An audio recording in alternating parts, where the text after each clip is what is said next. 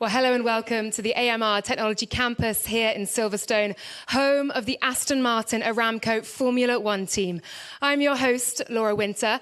Welcome to our special guests here in the room and to everyone joining our live stream around the world. Shortly, we will introduce the next chapter in the team's history and some hugely significant news for the sport of Formula One. Now, to bring this into focus, let me welcome to the stage the Executive Chairman of the Aston Martin Aramco Formula One team, Lawrence Stroll.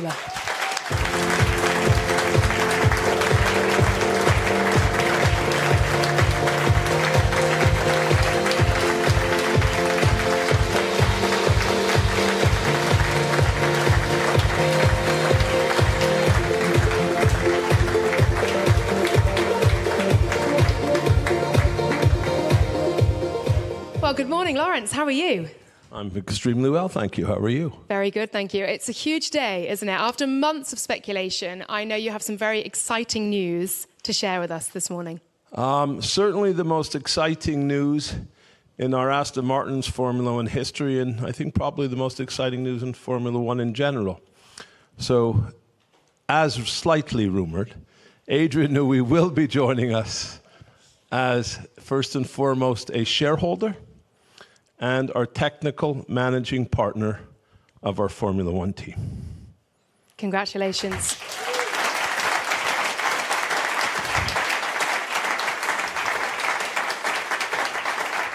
It is incredible news, and if the reception that we just had as we broke the news to the team in the street here is anything to go by, the entire team working here are incredibly excited and cannot wait for the future of Aston Martin. It's a massive statement of intent, isn't it, Lawrence? The ambition of this team, the passion, and the goal to win not just races, but world championships as well. Why Adrian? Why is he so central to these plans? Well, Adrian arguably is the greatest in the world at what he does. There's nobody who's come close to winning as many world championships. He's a gentleman, he's a winner, he's a competitor, and he has the passion and desire to win, as do I and most of the people in this building. You know, we started on a journey 6 years ago with this team on similar premises and a much similar ground, much smaller premises, much smaller building. And that's really when the journey had started. We've brought in some great managers, some great people along the way. We have Mike Crack, our team principal. We have Tom, we have Dan, we have Eric, we have Luca, with Martin joining. So we've put together, Andy Cowell's coming, we've put together a fantastic management team. And building this premises was really showing our real intent. First is hiring the people, but to make this level of investment, to build a premises like this, non-existent before in Formula One, the first of its sort. It's so grand, but it's so special. We could build 100% of the car here. We're going to have the first, greatest, newest wind tunnel built in over 20 years. That's a huge tool to make the car go faster ultimately. So putting all that in place, the people, the premises, and then really looking for our technical leader. And I had been trying to speak to Adrian for a couple of years, and I believe when things are meant to be, they happen. I'll let Adrian speak for himself. I believe he shared my passion, intent, and vision. And there really is no other Formula One team that is poised for the future as we are. So can't be more excited to have Adrian on board. Shall we hear from the man of the moment? Everyone, please welcome to the stage the incoming managing technical partner of the Aston Martin Aramco Formula One team, Adrian Newey.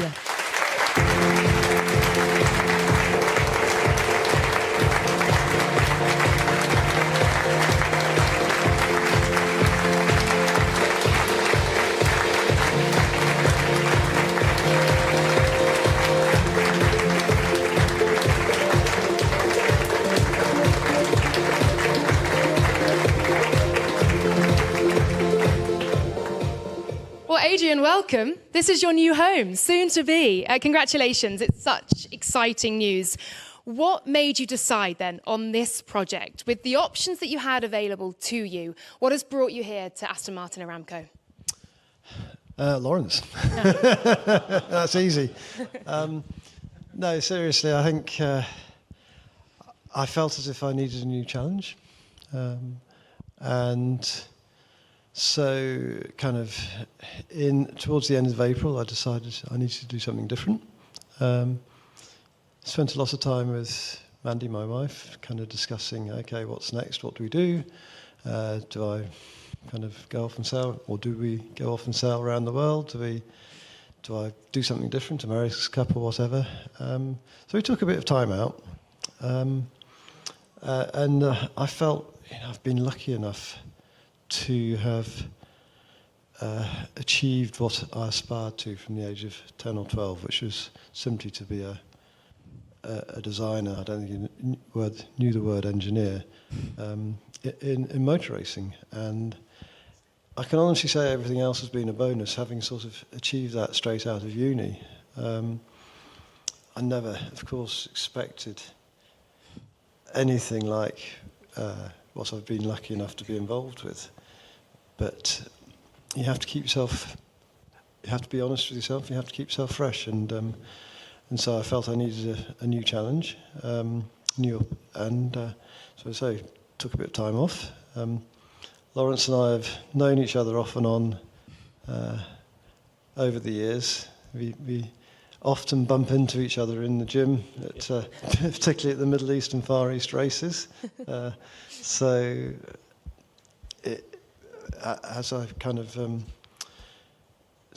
announced to everybody that I would be departing the old team, then I was very flattered to have a lot of approaches from various teams.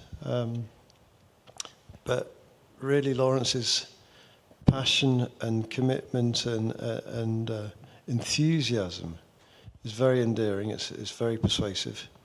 The reality is, if you go back 20 years, then what we now call team principals are actually the owners of the teams: Frank Williams, Ron Dennis, Eddie Jordan, etc., etc. In this modern era, then Lawrence is actually unique in being the only properly active team owner, and I think that does bring it's a different feeling when you have somebody like Lawrence involved like that. It's back to the old school model, and to have the chance to be a shareholder and a partner is something that has never really hasn't been offered to me before. So it's a slightly different slant. It's one I'm very much looking forward to. It became a very natural choice.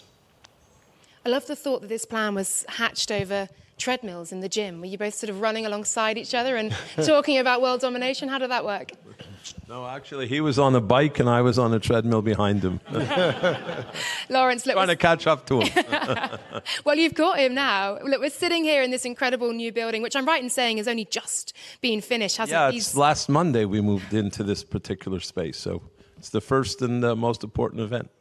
And we've walked through the street and seen the entire staff who are working here as well. Your vision is truly taking shape, isn't it? How does Adrian then fit into the existing team that you have here?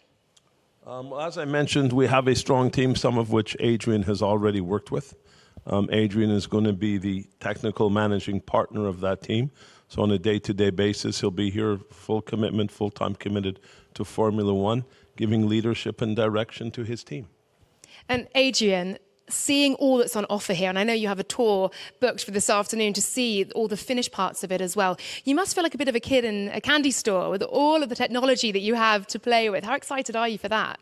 No, I mean, I think what Lawrence and Martin have built here, these facilities are just stunning. It's not an easy thing to do, to build a brand new factory in a greenfield site and have a really nice, warm, creative feel to it, because after all, that's what we're here for, to try to be creative and to come up with good solutions, and particularly with good communication between everybody that works here. And I've seen some new buildings that haven't quite fulfilled that. But this one it has a great feel. The proportions are right. It has all the facilities. So, yes, you're absolutely right. I'm so looking forward to starting, to getting to know everybody here, to work with them and go from there. Lawrence, Adrian's was the most sought-after signature in Formula One for this season. Of course, you mentioned your moments in the gym together and I guess those kind of hushed conversations you were able to have. When did the talks really start in earnest? Tell us about that, because the rumours have swirled all season. Well, as I mentioned, we really did begin to speak briefly about 3 years back. The most recent talks in earnest began after I read Adrian's news of his departure. So I said, once I read that, I said, well, again, I believe this is meant to be. I believe Adrian will share my vision. He's a super smart guy. And so it was really when I read the April departure announcement. And Adrian, there is a big rule change coming up in 2026. We have those new regulations. How do you look ahead to them now as you'll be in green? Well, yes, the PU, of course, has been announced for some time. So Honda will, of course, be working very hard on that. Be very pleased to stay working with Honda. I've really enjoyed working with them over the last 6 years at Red Bull. Great bunch of engineers, very easy to work with. On the chassis side, then the aerodynamic regulations will be announced 1st or 2nd of January.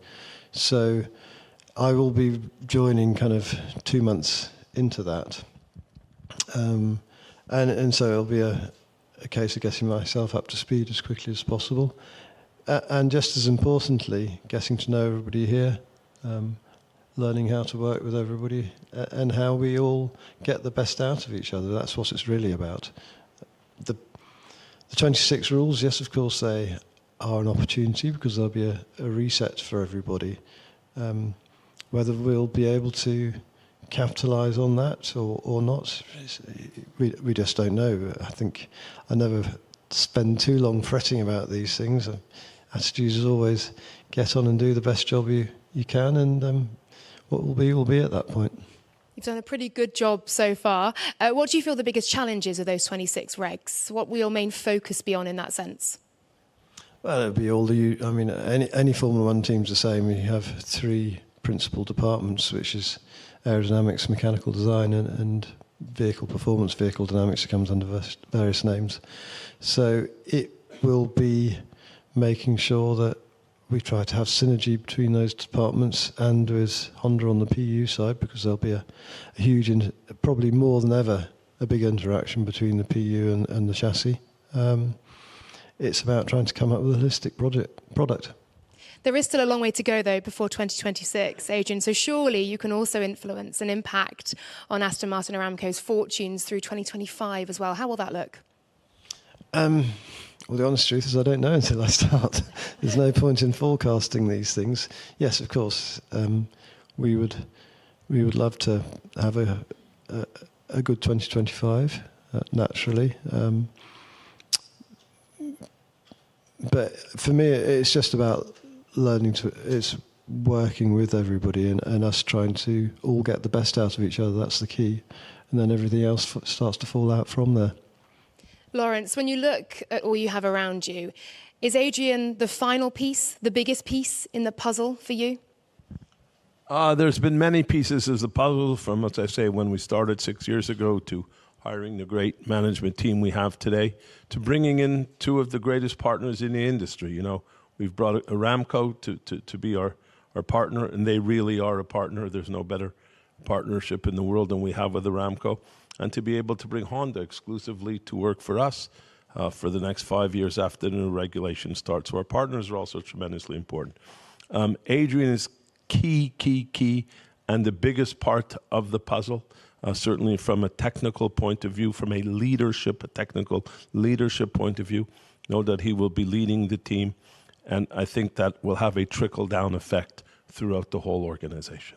Well, you won the race to secure his signature for Aston Martin. What are the next steps for you, for the team? Where is your energy now focused? Our energy is focused on a couple of places. So As I say, we just really finished moving into this building last week. Building 3, which houses our wind tunnel, will be operational at the end of this year, or certainly very early part of next year. This is something we're missing in order to perform at the top. We had a slight distraction moving into this building. We had a very strong start to 2023. As you know, the first 9 races were great. Then these cars are, ground effect cars are rather complex, and obviously we went in a different, or clearly appears now, a wrong direction. We're trying to find our way back. We're currently 5th in the championship. In all honesty, for a team like us, with just moving into this building, with not having all our tools in place, without having a true big technical leader as Adrian, I would like to be in a better space, don't get me wrong, but our focus really lies on doing a better car for 25. But really, most importantly, we'll be focusing most of our energy next year on 26. Reset, new rules, new power unit, buildings up and running, wind tunnels running. So that's really going to be our focus. Thank you. Adrian, it's clear all the building blocks are very much in place to win in Formula One, but you're also, of course, representing the iconic Aston Martin brand as well. How does that feel? Yeah, I mean, it is, you're absolutely right. I think arguably next to Ferrari, then Aston Martin is the most iconic brand across the world. It's got such a presence and a feel to it. So, of course, that's special.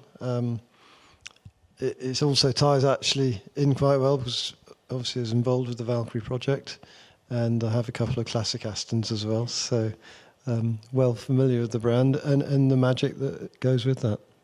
Yeah, it truly is. It feels magical today. I'm sure as well it's attracting a lot of attention worldwide. I know many of you watching at home on various live streams and indeed on TikTok as well. So do excuse me while I get out my phone, but we have some questions that have been sent in from TikTok and they're just loading up for me now.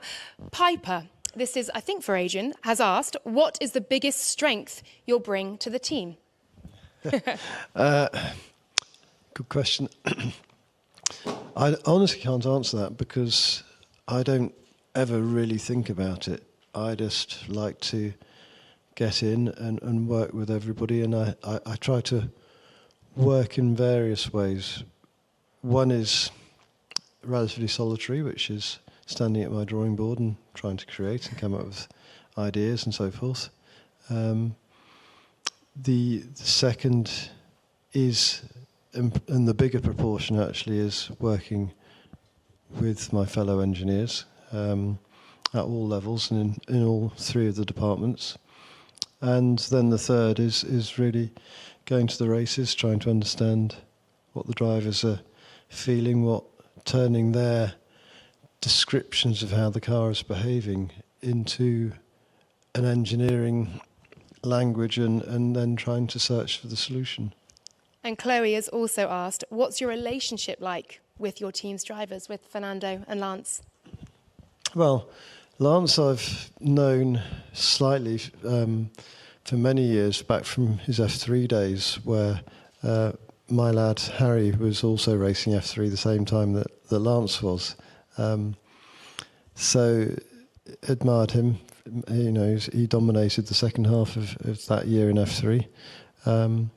Fernando, of course, I mean, we've battled against each other for so many years. He's been a bit of a kind of arch enemy at times, and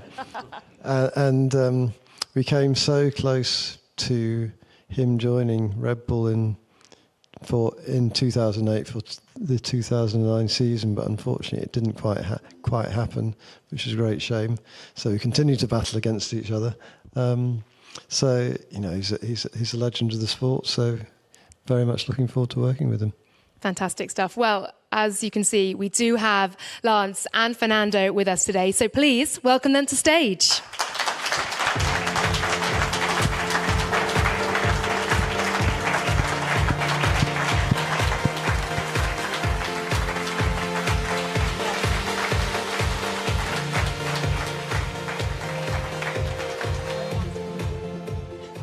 Lance to here, Fernando there. Perfect.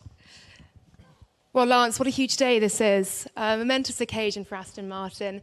Talk to me about the impact, the momentum, the winning momentum this will have for 2025. Yeah, it's a huge day. I mean, there's already a lot said, but I think it's really the most exciting day in this team's history. Adrian's won more championships than anyone in the paddock, and now he's wearing green. So it's an extremely exciting day, and 26 is not far away. A completely new set of regulations, a lot of opportunity, and we're really constructing an incredible team with so many talented people that are already here.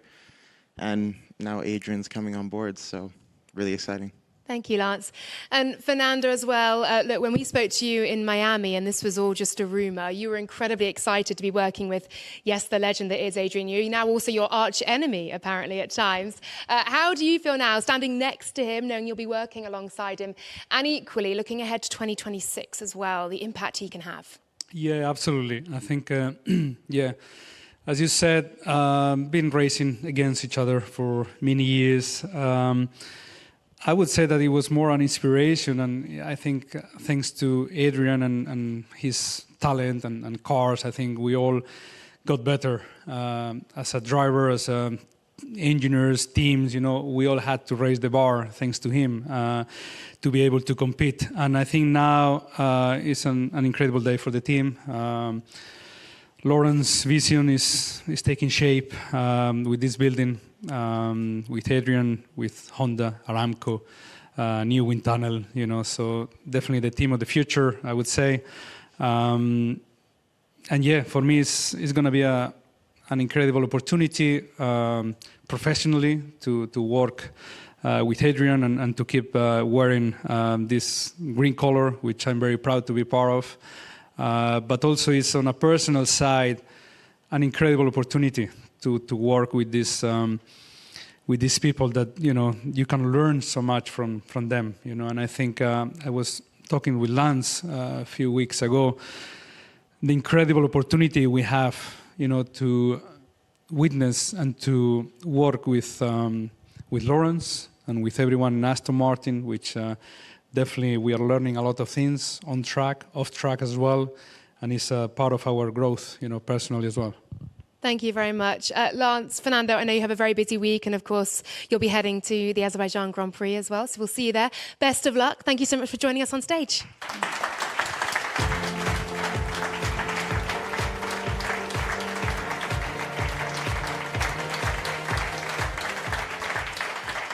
Okay, that is enough questions from me. It is now time to throw open to the floor for questions from the media who are here with us for Lawrence and Adrian. So please do raise your hand when you're asking a question, and do share your name and publication as well. We'll go to Lawrence Barretto at the back there. We have a microphone coming to you. Thanks. Hey, Adrian, it sounds like you're going to be working full-time, you're going to be in the job every day, you're going to be in the office every day. Was that quite an important part for you? And critically, have you chosen your office yet? Do you know where you could have your drawing board? No, on the last question, no, I haven't. Obviously, I want to be in the centre of everything. But yes, moving teams is always a big commitment to try to understand how everybody works, to engage with them, to kind of be involved in shaping things if necessary. It takes time, it takes commitment. So yes, of course, to start with, once I start, then I'll be fully in. I have to be. The good news, though, is that I've really been in motor racing, kind of working at the track. So since actually 1982 with Formula 2, and then in the Indy cars in America, and then Formula 1 since 1988, pretty much non-stop without break. So so far the summer's been a little bit busier than Mandy and I had anticipated, but from Thursday we're going to go off and take a bit of holiday time and take a bit of a break. I've obviously got my RB17 commitments also to balance there, but really get a bit of a break and enjoy ourselves so that when the 2nd of March comes, I'm fully rested and raring to go. Thank you, Lawrence. Andrew Benson alongside. Andrew Benson, BBC Sport. Adrian, to follow up on that, as I understand it, it was your decision to sort of row things back a bit at Red Bull and go 3 days a week or whatever it was. What made you so sure that you wanted to go full-time again and take on this level of commitment? Well, I don't know where 3 days a week ever came from, but anyway. I think that at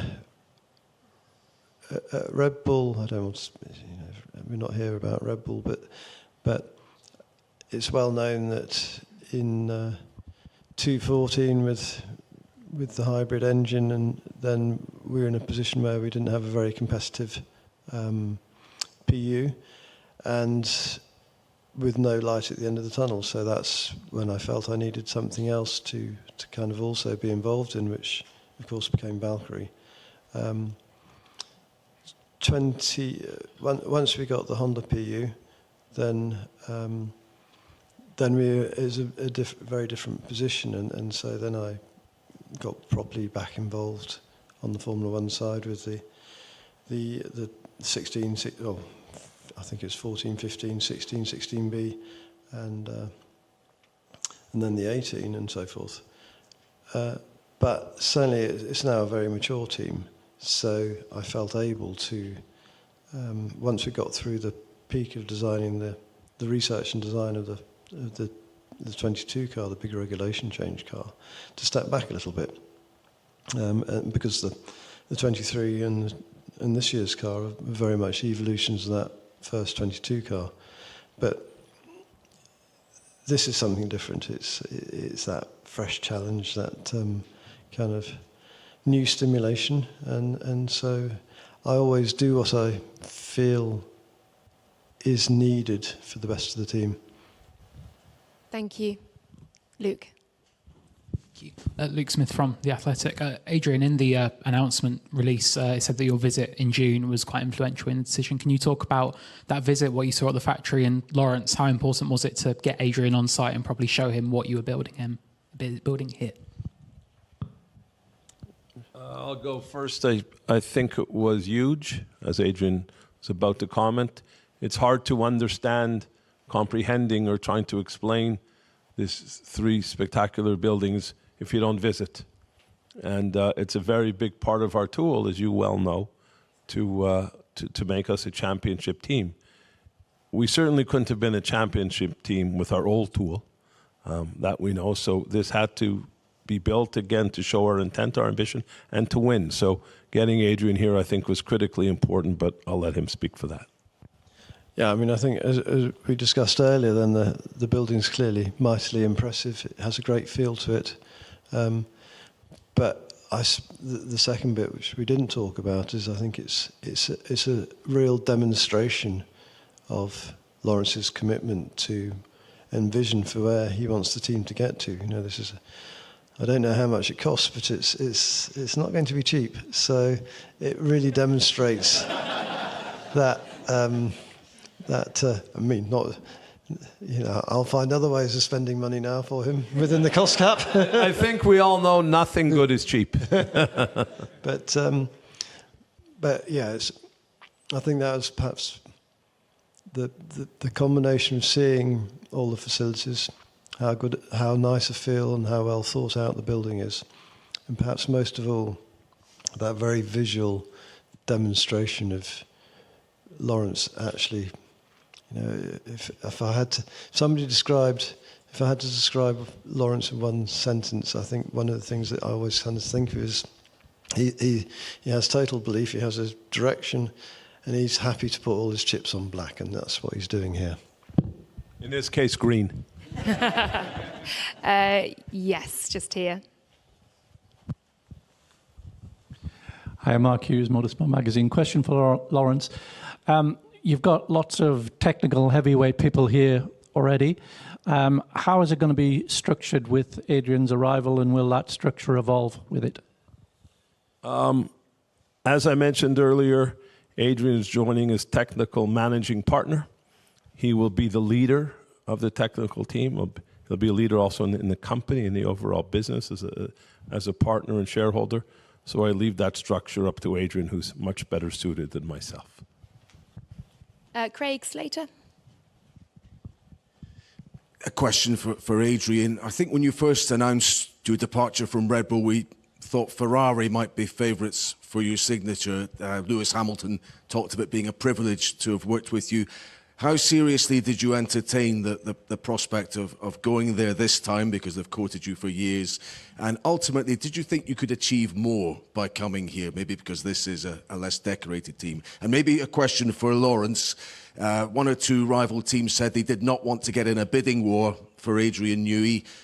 We understand you've paid a lot of money to bring him here, made him one of the highest paid people in British sport. Will he be a bargain? I can tell you Adrian is a bargain. So certainly I've been in business for, oh my Lord, show my age, 34, over 40 years now. And I've never been more certain it's the best. It's not an investment. He's a shareholder and a partner. So it's the best partner I can bring into a company. We intend to be around here a very long time together. So it's relatively inexpensive for everything Adrian brings in a partnership we will have. And yeah, I think from my part then, yeah, I think I mentioned earlier, then I was very flattered by the number of teams that did approach me, and had discussions with some of those teams, not all of them. But in the end, it became a very clear and natural choice for all the reasons I stated earlier in the conference today. Thank you. Will Buxton at the back. Will Buxton, F1 TV. Adrian, a two-part question. First of all, you have been at the forefront of this game and finding your challenges for 4 decades. Did you seriously consider just putting your feet up or sailing around the world, as I've already said, and not picking up a challenge within the sport, the challenge just being, where do I want to sail to today? And secondly, will there be scope within your role here for extracurricular activities? This is a famous and well-renowned auto manufacturer, not just a racing team. We've seen the passion you've put into the RB17, the Valkyrie as well. Will there be scope to focus on other things, not just the race team?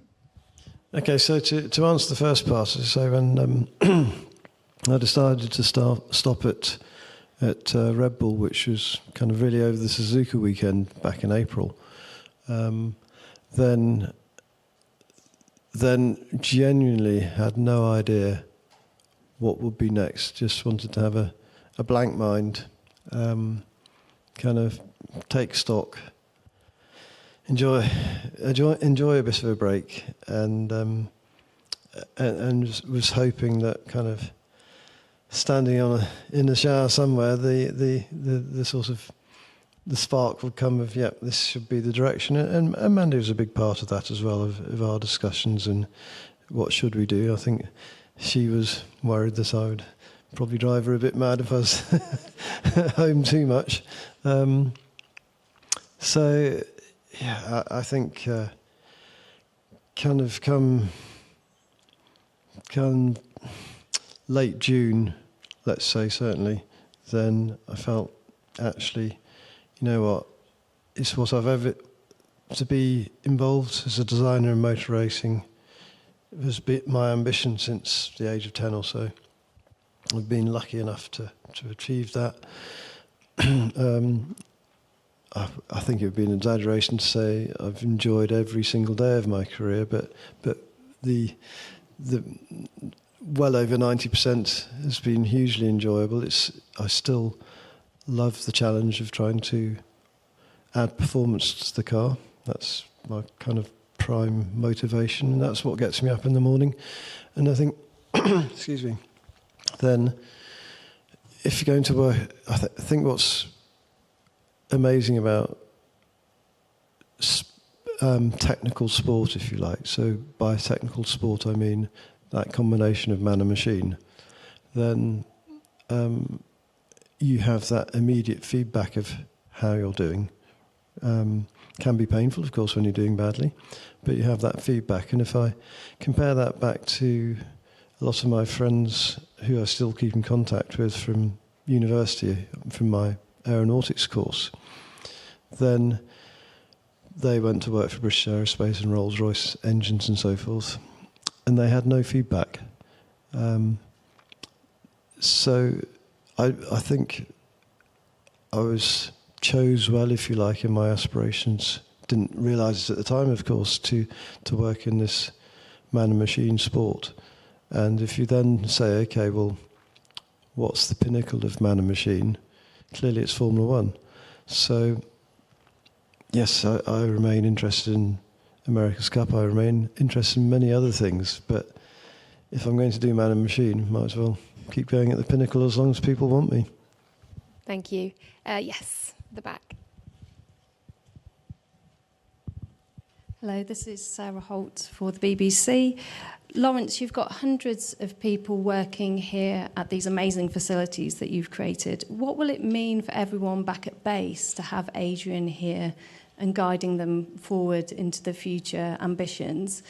And can you tell us what the reaction was like when you introduced him this morning, please? I could tell you, I don't know if I could have answered that question 15 minutes ago. I could have given you what I thought would happen. But what we actually did witness was, I'm not quite sure how many people, I think about 800 or so, in the street, was an explosion of applause. I've never seen, since I'm here, such a level of excitement of any announcement. We've obviously never made an announcement to this magnitude. Weren't fortunate enough to. So, but I saw everyone leave with a very big smile on their face and a kind of hop and skip in their walk. So hopefully they go back to the desk and figure out how to draw something a little quicker. Yes, Molly. Steer. Molly Hudson from The Times. For you, Adrian, what have the last couple of months been like? Your name has kind of been everywhere. There's been a lot of speculation, and I know you don't necessarily enjoy that side of it. And do you feel any pressure now to come in here and really make an impact? I think, well, okay, the first part of that question, then I'll be honest, I don't really read it, I don't look at it, I don't watch it. Mandy keeps me informed roughly, but I'm relatively impervious to that.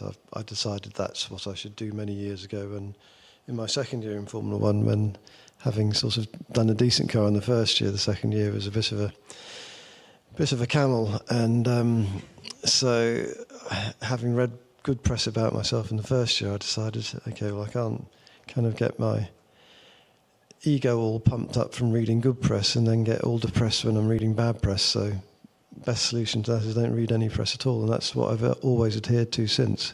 So apart from people coming up to me and telling me that I'm in the press all the time and I keep blocking up their inbox or whatever, then I don't really know about it.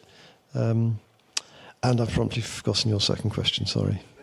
Do you feel any pressure to come in and make an impact because of everything that's said about you and obviously the way Lawrence speaks of you? My pressure comes from within. It doesn't come from external.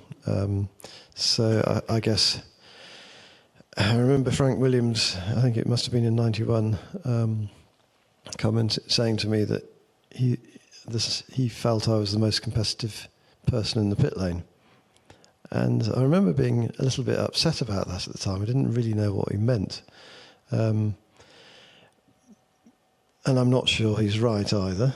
I wouldn't like to say, for instance, that Fernando or Lance or whatever are less competitive either. But I can't deny that I am competitive in my profession. I'm not really so much in sort of hobbies and so forth, but in profession I am.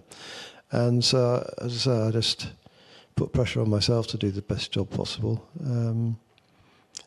I suppose perhaps because I have been fortunate enough to have had a decent set of results, then I don't kind of feel the need to prove myself anymore to the external world.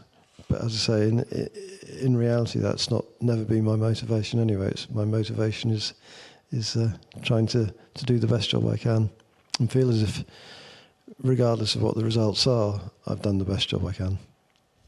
Thank you, Adrian. Thank you, Molly. I'm afraid that's all we have time for. We really appreciate all of you coming here today for this incredibly special and historic announcement here at Silverstone. I'd like to say a huge thank you to you, Lawrence Stroll, to you, Adrian Newey, as well, and to all of you at home for watching. That is it from us here at Silverstone. Do stay tuned to all the news from Aston Martin Aramco throughout, of course, the rest of the season and the upcoming Azerbaijan Grand Prix. But from us here at Silverstone, goodbye.